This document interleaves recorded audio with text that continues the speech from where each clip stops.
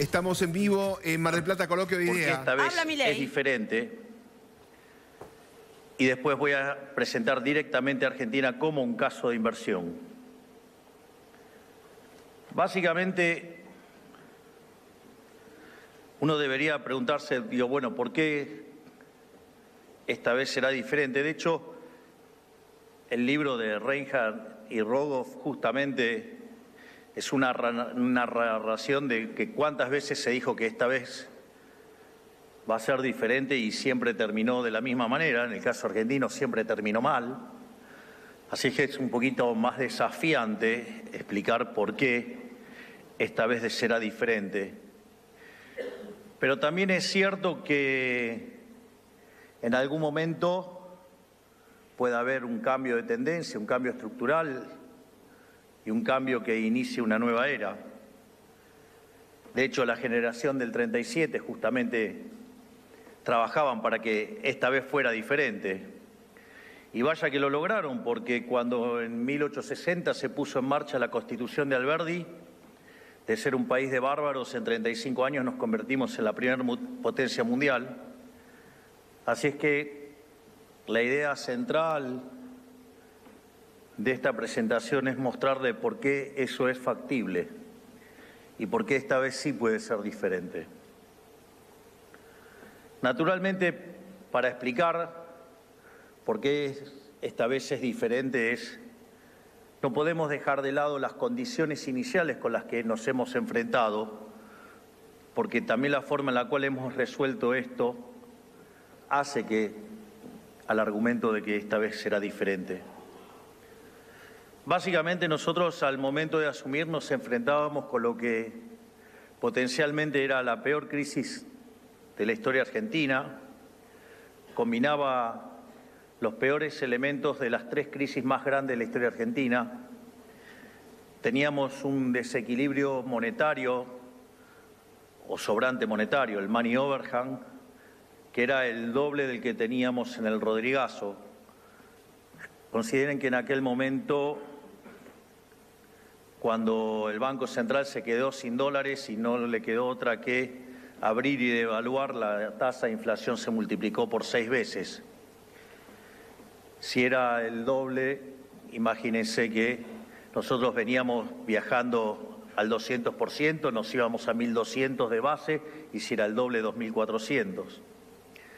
Por otra parte, cuando uno toma la situación del Banco Central en términos de pasivos remunerados respecto de la base monetaria, la situación era bastante peor que la que tenía el Banco Central a inicios del 89, previo a la hiperinflación de Alfonsín, que terminó en el 5.000%. Y al mismo tiempo, los indicadores sociales eran peores de los que teníamos en la previa del estallido de la convertibilidad. Por lo tanto, está claro que la situación era extremadamente compleja y que cualquier error hubiera detonado una crisis de proporciones muy difíciles de imaginar, pero que a la luz de lo que fueron cada una de estas crisis nos resulta complicado imaginarse que por lo menos la pobreza se hubiera duplicado. Por lo tanto, hubiéramos estado en niveles por lo menos del 90% o un poco más, y con seguramente la mitad de la población indigente. El síntoma básico de todo esto se reflejaba en lo que era la tasa de inflación. Acá siempre hay una discusión, digamos, si es válido o no estar haciendo las anualizaciones. Desde mi punto de vista sí es válido, porque es al ritmo que venían moviéndose los precios y había elementos que permitían una convalidación monetaria que efectivamente los validara en los hechos. Es más, el día que nos hicimos cargo de la administración, en ese discurso de apertura justamente expliqué cómo se hacía la cuenta. Entonces, y eso en realidad lo hice desde lo monetario, porque de hecho no tenía todavía el dato, por ejemplo, de lo que era el índice de precios mayorista de diciembre, por ejemplo. En ese sentido, en la primera semana de diciembre los precios venían viajando a un 1% diario, que es 3.700% anual. Cuando ustedes miraban la segunda semana, había habido una aceleración y los precios empezaron a viajar al ritmo de 7.500. Y cuando ustedes toman la inflación mayorista, que es, yo suelo trabajar siempre con la inflación mayorista porque suele ser un leading indicator, es decir, se suele adelantar a lo que ocurre con la inflación minorista. Y ese mes dio 54%, eso en términos anualizados es 17.000%. Por lo tanto, no queda ninguna duda que si esto hubiera estallado, estaríamos hablando de una situación absolutamente distinta. Entonces, lo primero que claramente teníamos que terminar era con la inflación. Acá, sin lugar a dudas, es clave siempre tener un buen diagnóstico y afortunadamente, gracias a ese enorme equipo que tengo que lidera Toto Caputo, digamos, pudimos darle un golpe certero desde el primer momento. Y partimos sobre la hipótesis de que la inflación es siempre en todo lugar un fenómeno monetario, generada por un exceso de oferta de dinero, ya sea porque cae la demanda, porque sube la oferta o porque pasan las dos cosas, que deriven en una pérdida del poder adquisitivo del dinero y, consecuentemente, todos los precios expresados en unidades monetarias suben. Noten que en la propia definición que utilizo sobre el origen de la inflación y sobre cómo miro la inflación, no la defino como la suba generalizada de precios, sino como la pérdida del poder adquisitivo del dinero. Es decir, no tengo ese mal hábito de muchos políticos que creen que es culpa de los empresarios que ponen precios altos. Todavía me acuerdo de mi predecesor en el cargo, que decía que la inflación la producen los diablos. La fuerza del cielo los mató a todos.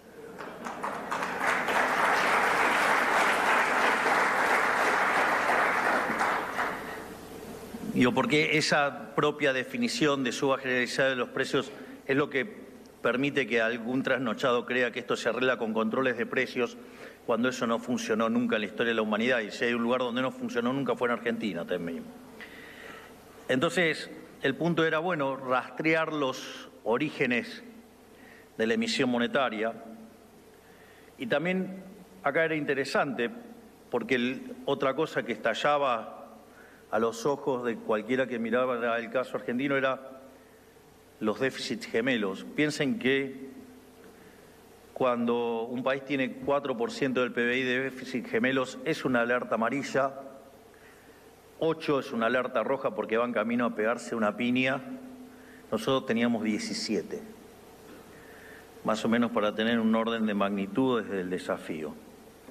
Ahora, de esos 17, 15 estaban en el sector público, 5 en el Tesoro y 10 en el Banco Central. Entonces, básicamente la idea era, bueno, atacar el problema del sector público y atacar el problema del Banco Central. Y es que en ese contexto nosotros desarrollamos el programa del déficit cero. Recuerdo que cuando nosotros hacíamos campaña con una motosierra, muchos se lo tomaban a la risa. Además decían que era imposible. Y además, si uno miraba la historia argentina, parecía bastante complicado, porque de los últimos 123 años Argentina tuvo déficit en 113. Los 10 que no tuvo es porque estaba en default.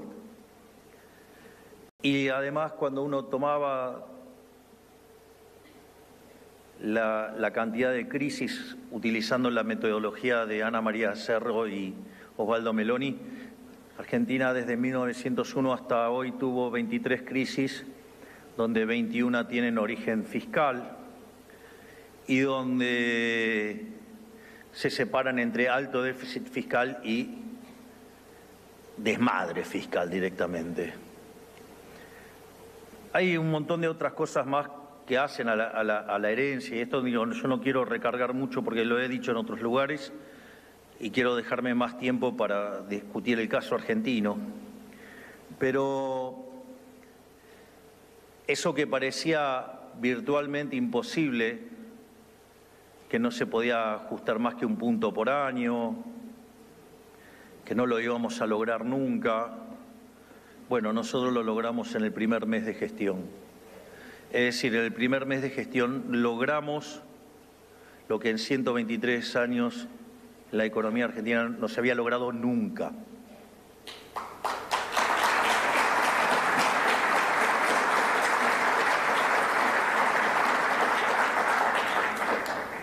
Naturalmente, frente a este logro,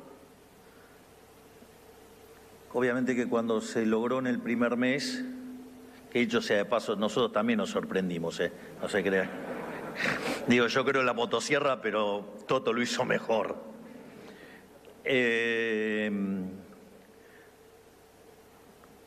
Ahí empezaron a cuestionar sobre la calidad del... En lugar de reconocer que se equivocaron los econochantas mandriles, empezaron con que no, tiene mucho de licuadora y tijerita y todas esas cositas de estos chicos que no son herederos de Adam Smith seguro. Yo sí, ellos no. Pero dicho eso, más allá de los chistes parroquiales, básicamente lo primero que hicimos fue reducir el número de ministerios de 18 a 9, hoy ya tenemos 8 ministerios. Además, se eliminó de cuajo la obra pública. Decían que era imposible tocar la obra pública. Claro, porque de ahí roban los políticos. Y nosotros, como sí estamos dispuestos a hacer un gobierno de gente honesta, lo primero que cortamos fue la obra pública.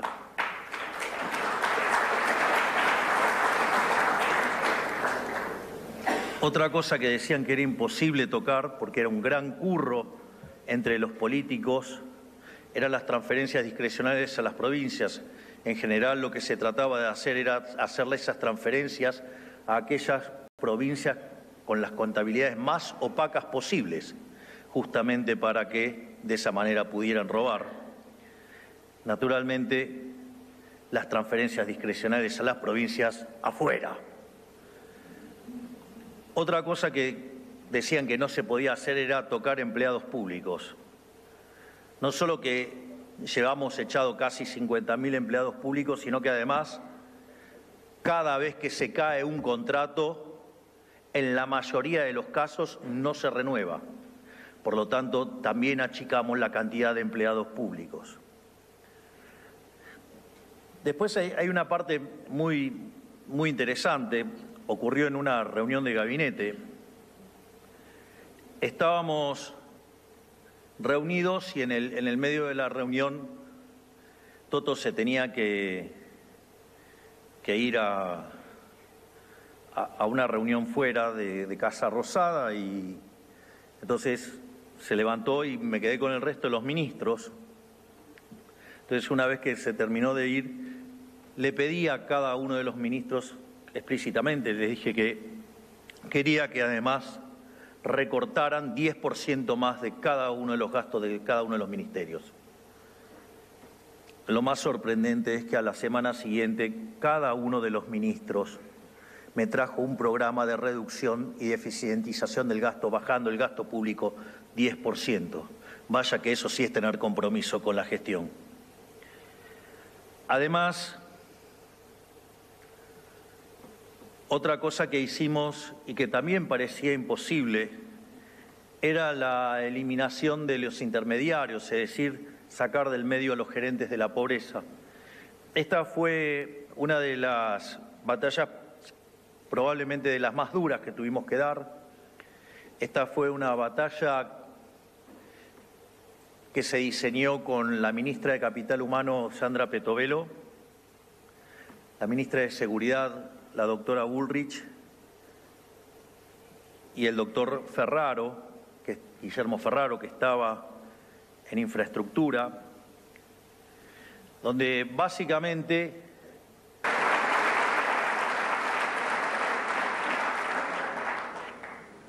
y en ese contexto se puso una línea de denuncias para que no se dejaran extorsionar y obviamente sacamos 18.000 efectivos a la calle, ya que Beliboni amenazaba con una manifestación de 50.000 e internamente decía que iba a ser 100.000, entonces, o sea, así se mostraba, digamos, como un mega éxito.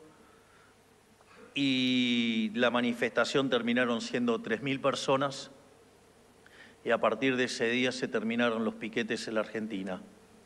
Vaya que sí que fue una buena movida también. Porque ustedes tienen tres tipos de guerras. Tienen guerras de stocks contra stocks, pierde el que se le termina primero. Tienen guerras que son flujo contra flujo, no terminan nunca. O tienen guerras que son flujo contra stock. Lo tonto que había sido la política argentina en este aspecto era que al enemigo le estaba dando flujo todo el tiempo. Y este diseño entre la doctora Petovelo, la doctora Bullrich y el doctor Ferraro hizo que se convirtiera en una guerra de flujos contra stock. Y el flujo lo teníamos nosotros y el stock lo tenían ellos. Iban a hacer toda una apuesta fuerte y después las distintas marchas se iban a ir desinflando. Y efectivamente es lo que hicimos. Pero bueno, en el medio hubo que aguantarse las críticas de que estábamos fomentando la vagancia. Así que cuando van por la capital y pueden transitar cómodamente, digan, perdón, Milei.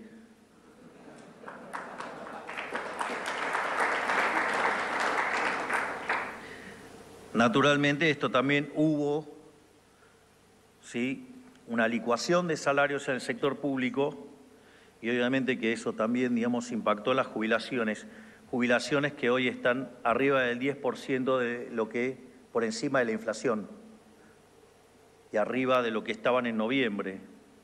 Y no solo eso, sino que además en dólares se triplicaron. Eso, Dios, básicamente fue el programa de la motosierra, algo que no se hizo nunca y nos metimos con un montón de vacas sagradas porque nos metimos con la obra pública, con las transferencias, nos metimos con todo, nos metimos con los gerentes de la pobreza. Por lo tanto, no es que era imposible, solamente había que tener el coraje para hacerlo y nosotros lo tuvimos. Por otra parte, eso solamente arreglaba un tercio del problema.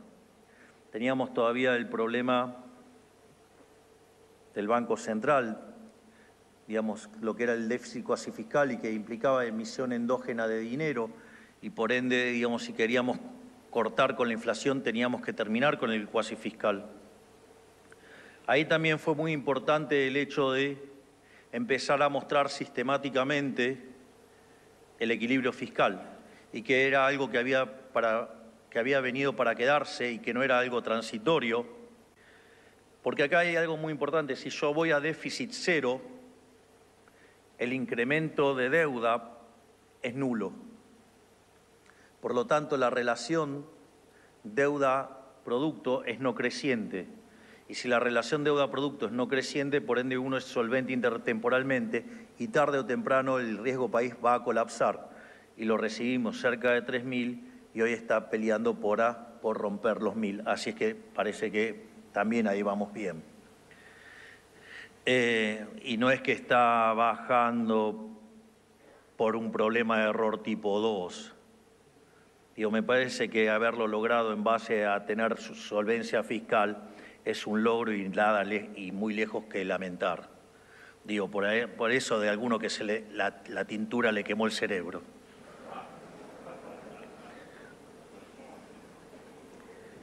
Entonces, en esa limpieza del Banco Central teníamos que enfrentar el tema de los pasivos remunerados. Es más, lo que eran las LELIQs, digamos, que eran instrumentos a 30, 60, 90, 180, 270 días. El gobierno anterior lo había pasado todo a un día, de modo tal que si se disparaba la crisis, la cantidad de dinero se podía multiplicar por 5 en un día. Obviamente que eso hubiera implicado una explosión inflacionaria brutal y para fin de año ya no estábamos más en el poder y ellos volvían al gobierno, pero con todo el trabajo sucio hecho. Bueno, no le dimos el gusto. Todavía siguen comiendo pochoclo. Deben estar así de gordos.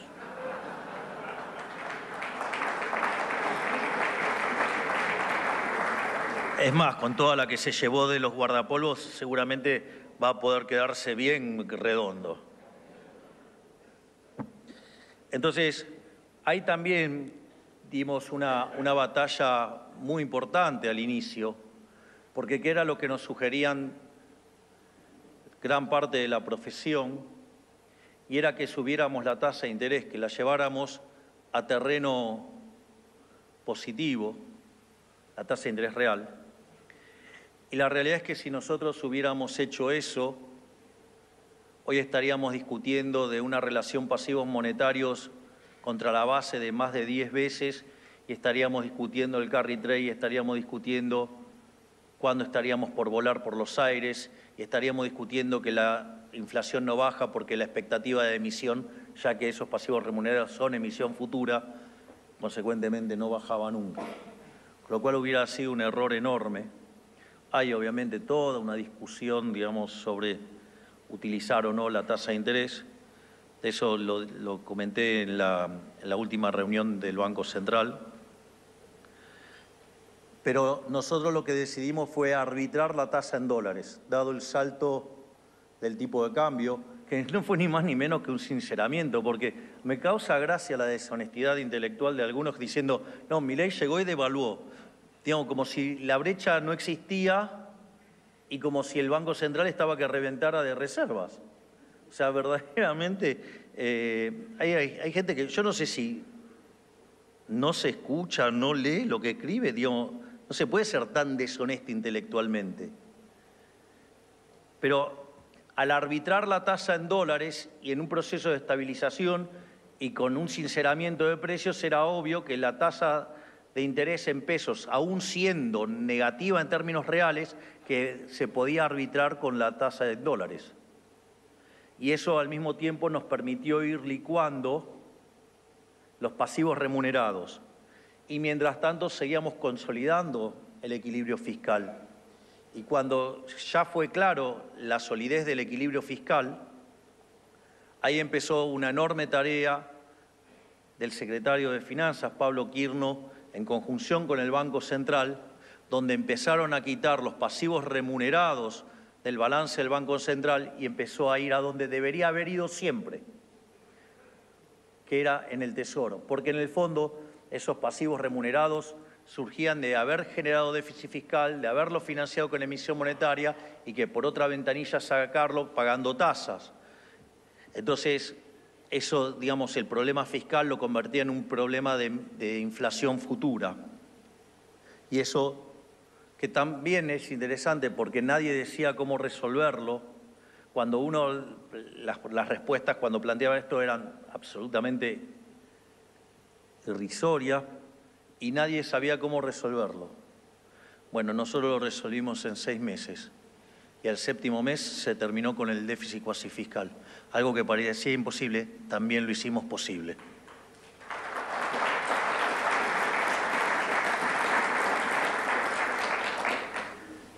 Y después que logramos cerrar el grifo de los pasivos remunerados, pasamos al esquema de exceso de oferta de dinero cero.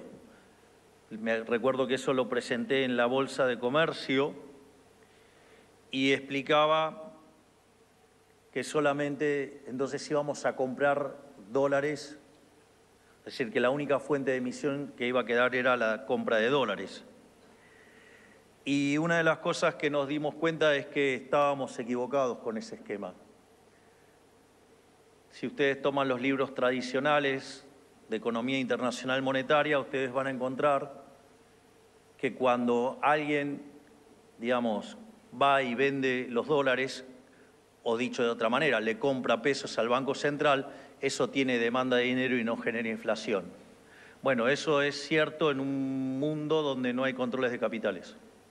Cuando ustedes tienen controles de capitales, ustedes van y compran pesos, no porque quieren, sino porque están obligados, y por lo tanto ese diferencial entre lo que ustedes querrían tener y lo que efectivamente están comprando es lo que genera presión sobre el nivel de precios. Y frente a un ataque especulativo, donde el dólar cotizaba a 1.500 pesos y nos anticipaban que a la semana que seguía se iba a 2.000 y así sucesivamente, decidimos cambiar el esquema monetario e ir directamente a emisión cero. Bueno, parece que también funcionó y pasó algo que nunca pasó en Argentina, y es que el dólar de 1.500 se cayó a 1.100. Así que eso que también parecía imposible, nosotros también lo hicimos posible.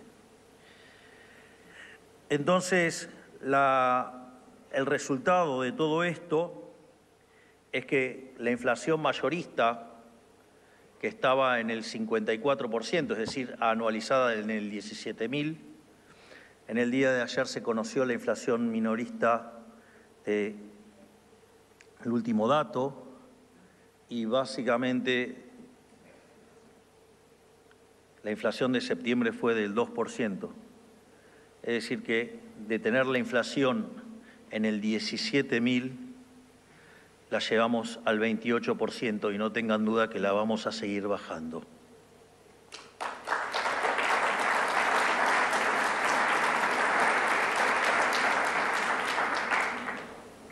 Además, también es muy interesante cómo se logró esto, porque esto también hace que esta vez sea diferente.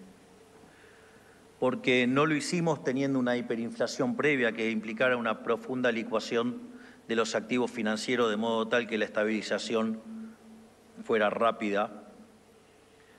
Los logramos también sin una expropiación, es decir, nosotros no recurrimos a la violencia de un plan Bonex, ni a una renegociación compulsiva o un default o cualquier equivalente. Digamos, por eso cuando decían, ¿cuándo terminan de limpiar los remunerados? Y no sé. La respuesta es, no soy un dirigista, yo soy liberal. Y esto es un proceso de mercado y las vamos a terminar limpiando acorde el mercado permita que las pasemos a otro instrumento.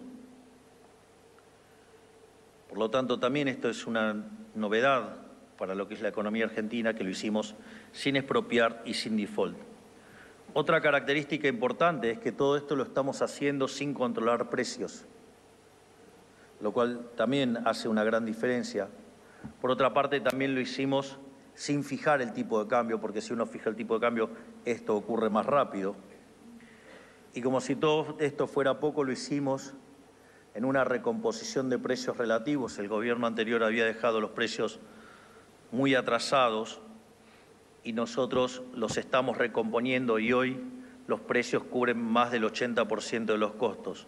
Por lo tanto, esto sí que es verdaderamente una manera diferente de bajar la inflación a cómo se hizo en los programas anteriores en el caso argentino. Y como si todo esto fuera poco, uno podría decir, bueno, pero ¿qué pasó en términos de actividad? Miren, el programa más parecido en términos de ajuste que se hizo en Argentina, digamos, mucho menor que este, pero de magnitud importante, fue lo que pasó con Duhalde en el 2002. Ese año el PBI cayó 10,9% y en el segundo trimestre, que es cuando entró de lleno el ajuste, la economía cayó 16%. Es más, días atrás el viceministro Daza contaba que todas las experiencias de ajustes fuertes, no como el que hicimos nosotros, pero de ajustes importantes, en cada uno de esos casos el PBI había caído por lo menos 10%.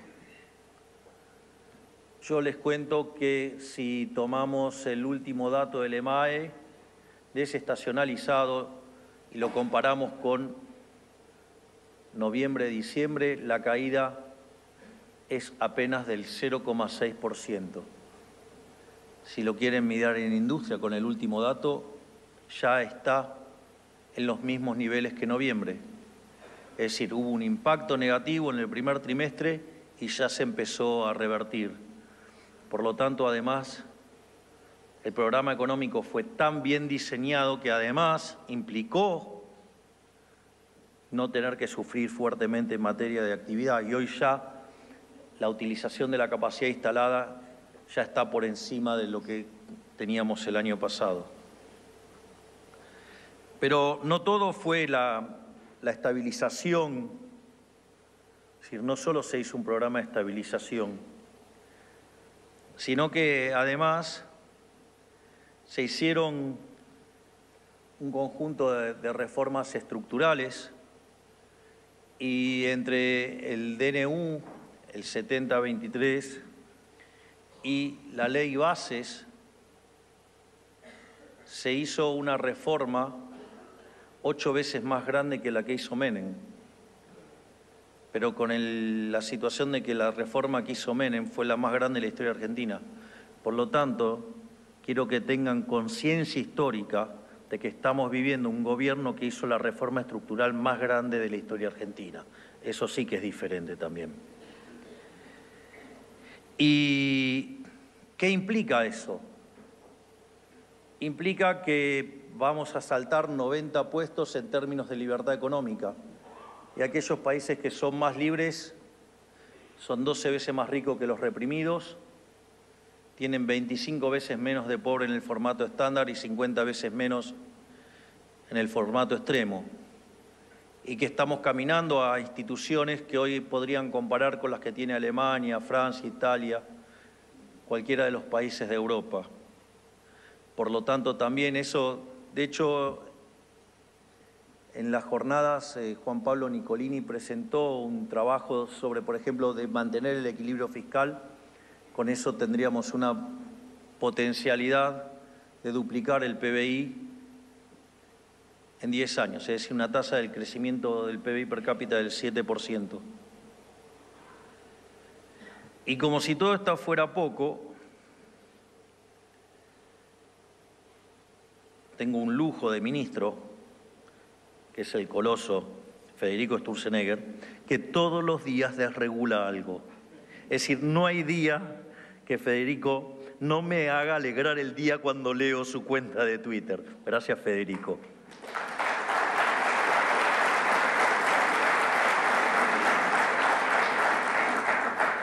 Y ahora es cuando voy a empezar a venderles el caso argentino, porque una vez que hable del RIGI, ahí voy a empezar a ver, voy a poner a Argentina como si fuera un negocio. Y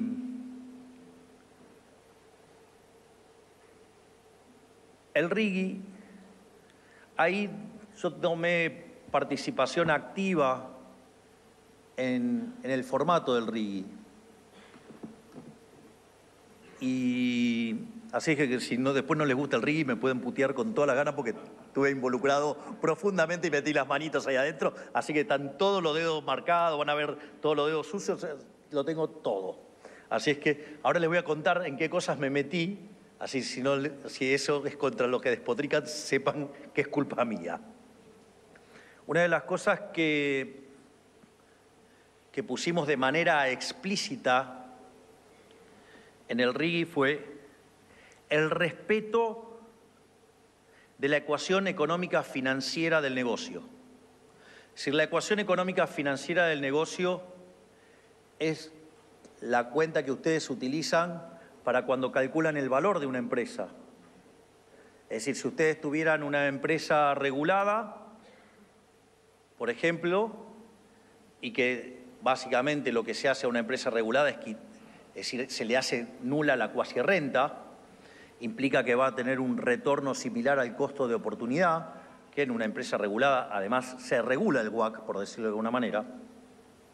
Y en ese sentido, por ejemplo, en el caso de una empresa regulada, ustedes buscan un sendero de precios tal que el BAN sea cero, o sea, que la TIR sea igual al WACC, de modo tal que ustedes la pueden reescribir en términos de los ingresos necesarios para cubrir el costo de operación y mantenimiento, el costo fiscal y la retribución del capital. Es decir, son distintas formas de escribir esa misma ecuación. Pero lo más interesante de esa ecuación es que tiene un elemento que permite cuantificar los efectos de las atrocidades que puede causar el Estado.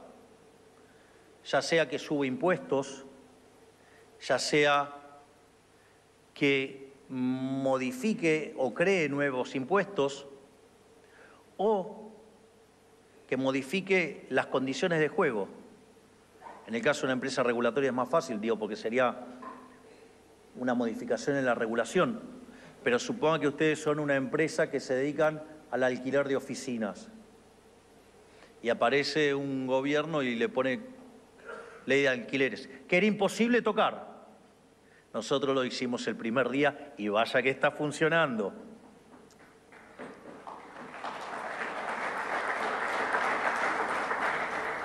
Entonces, el hecho de incorporar la ecuación económica financiera de un negocio hace que cada vez que el Estado o un gobierno quiera hacer política fiscal, haciéndole daño al sector privado, el costo de la cuenta va a ser mucho más grande de lo positivo que puede generar. Por lo tanto, digamos, los estamos atando de pies y manos a los políticos futuros. Nosotros también, pero como nosotros no queremos hacer ese tipo de cosas. Fíjense esto, nosotros vamos a un esquema de déficit cero y de emisión cero en un año electoral. ¿Me pueden decir qué político del mundo ha hecho eso en la historia de la humanidad? Porque desde mi punto de vista no pasó nunca.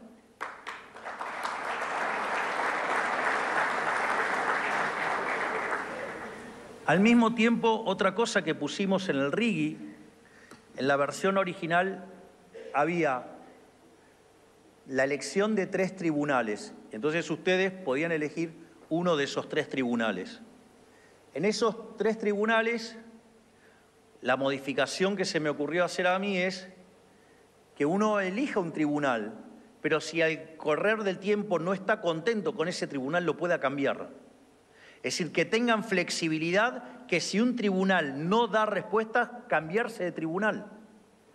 Es decir, se va a terminar la joda de los políticos expropiando a los creadores de riqueza. Se va a terminar con eso porque si no responde un tribunal, van a ir a otro. Pero además, eso no me alcanzaba, yo quería un poco más. Estaba bastante insaciable ese día, parece. Será porque vengo del sector privado. Y otra cosa que se me ocurrió fue agregar un tribunal local. Porque cuando uno mira la experiencia de otros casos, siempre los tribunales internacionales demandaban mucho tiempo. Y en cambio con tribunales locales eso fluye mucho más rápido.